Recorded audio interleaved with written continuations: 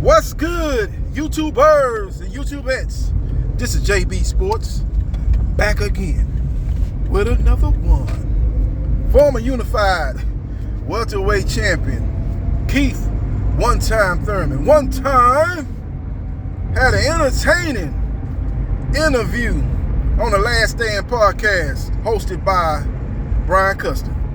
Brian Custon, in my opinion, is the best host in sports. Does a great job on Showtime Boxing. Does a great job on his Last Stand podcast. Does a great job on Showtime pay-per-view. I really like when he be interviewing those fighters in between the fights. Has a great rapport with the PBC fighters. Has a great rapport with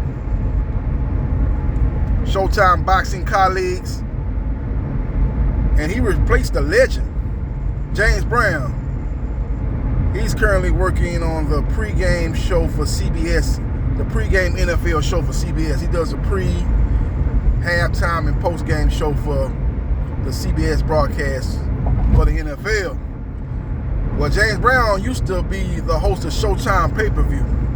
And he used to host those cards, and he would catch a red eye out, and he'll be there for the pregame show on Fox, which he was working at the time as an NFL host.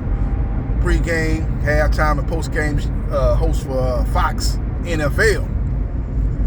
So he replaced the legend, and he's following in his footsteps as far as, in my opinion, just like James Brown was the best of the best, the creme de la creme. And he did a very, very good interview as he asked a lot of interesting questions for the former two-time welterweight champion, Keith one-time Thurman. Keith one-time Thurman, in his eyes, believes he's one of the top guys at 147. In his eyes, he believes his name should be right alongside Terrence Crawford and Errol Spence Jr. He's feeling some type of way about the boxing public leaving him out of the equation. You know, when you talk about the top guys in the welterweight division, you bring up Errol Spence Jr. and Terrence Bud Crawford. Keith one-time Thurman was a part of that equation 4 years ago when he was sitting at the top of the welterweight division. You know, you heard about Keith and Sean, then you heard about Keith and Danny, then you heard about Keith and Spence as far as the top guys at 147. But due to inactivity and a razor-thin split decision loss to the Filipino icon, Manny Pac-Man Pacquiao, his name is not mentioned when you talk about the top guys at 147. And that eats away at Errol Spence Jr. My bad, that eats away at Terrence Bud Crawford. Make no mistake about it. And when he does these interviews, he always mentions the fact that, hey, man, I'm right there with these guys. You know, Brian Custon asked him about what he thought about Errol Spence Jr. versus Terrence Crawford, and he put himself into that answer, basically saying that Errol Spence Jr. ain't been in there with a very athletic guy. He ain't been in there with no guys that are athletic as him and Crawford. And that's a test that he needs to show that he can pass. And he has not faced that caliber fighter till date, is basically what Keith Thurman said. You know, a guy like him and Crawford, he said they're athletic, high boxing IQs, fast twitch muscles. And he said that would be a true test for Errol Spence Jr., something that he has never encountered inside that square circle. So we will see what happens, and we will see what transpires. But Errol Spence Jr. talked about the fact that he's never, ever gonna fight Keith Thurman, because Keith Thurman, in his eyes, did him dirty when he was coming up through the ranks. He was looking for a big fight, a fight that could put him on the boxing map, and Keith Thurman did not give him that opportunity, and he feels some type of way toward Keith Thurman. Has called him a cornball on one occasion, so there's no love lost as far as Errol Spence Jr. is concerned with Keith one-time Thurman. But Keith one-time Thurman is a very entertaining guy. Now, when he does retire from the sport of boxing, he needs to get behind that mic, be a boxing analyst, because he has great charisma, knows how to get his point across. He has the gift of gab.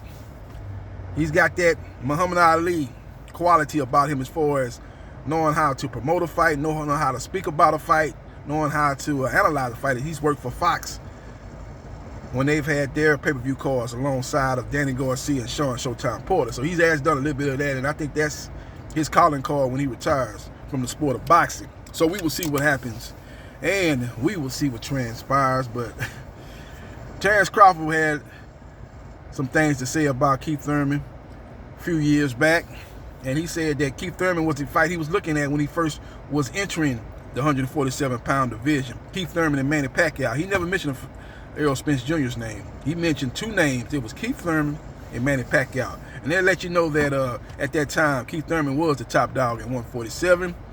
But as the great Errol Spence Jr. has said, the tables have turned. He's on the outside looking in. He's looked at as a notch below Crawford and Spence.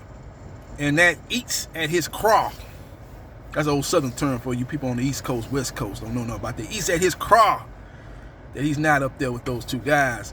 And when he does these interviews, he says, y'all might not look at me like that, but I look at me like that. I'm right there with those guys. And he basically said, I am the plan B. If the fight does not come to fruition between Spence and Crawford, I am the plan B. But I don't think that's going to be the next fight for Errol Spence Jr. Errol Spence Jr. has steadfastly stated that he would never ever fight Keith Thurman. Keith Thurman did not give him the opportunity when he was sitting at the top of the mountain, and now that he's sitting at the top of the mountain, he's not going to give him the opportunity. So what's good for the goose is good for the gander, according to Errol Spence Jr. So we will see what happens. We will see what transpires. But he also talked about Conor Benn, basically said, who is Conor Benn? What have you done in the sport of boxing? You trying to call me out like I'm ducking you? What will I be ducking you for? You what? You don't have the resume that I have. You don't have the cachet that I have. Send me a contract and I'll fight you at the Queen's Palace, is basically what Keith Thurman said. In regards to Bruce Ennis, he said, I ain't seen no contract with his name on it either. I haven't had a phone call saying that, would you fight a Jerome Bruce Ennis? If I get that phone call, if the money's right, we can make it happen, Captain. Basically what Keith one time Thurman said. He was talking real greasy up there, man. Talking real good, man. He's a great talker, but it's time for the action to speak louder than the words. So we will see what happens. And we will see what transpires. Yeah, no. He also said that Errol Spence Jr., through his great career, in my opinion, he's on the Hall of Fame track. Have not seen a fighter of his caliber. A guy that's athletic. A guy that has fast twitch muscle. You know who used to use that term, that made that term relevant, was Max Kellerman. Fast twitch muscle. A guy that's athletic as him. A guy that has the boxing IQ as him. That Errol Spence Jr. has not faced that. That's what Keith Thurman said. He also put Terrence Crawford in that category. A guy that's athletic, a guy that has fast twitch muscle, a guy that has a boxing IQ.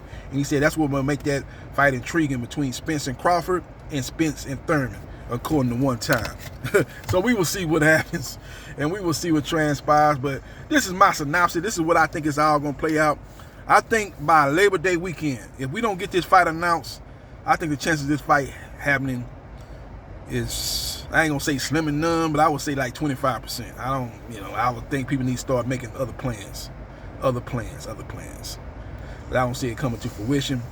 Errol Spence Jr. has said that if he can't get the fight, he's moving up to 154. I think he probably does move up to 154. Either that or he has like what you call a stay busy fight with the WBA mandatory Matthias Stayonis. You see, he ain't had a fight announced yet either because he's sitting idly waiting by trying to see what's going to happen with Spence. He's looking for his opportunity. I think that they will get that fight done as more like a stay busy fight, and then after that, I think Spence will probably move up to 154.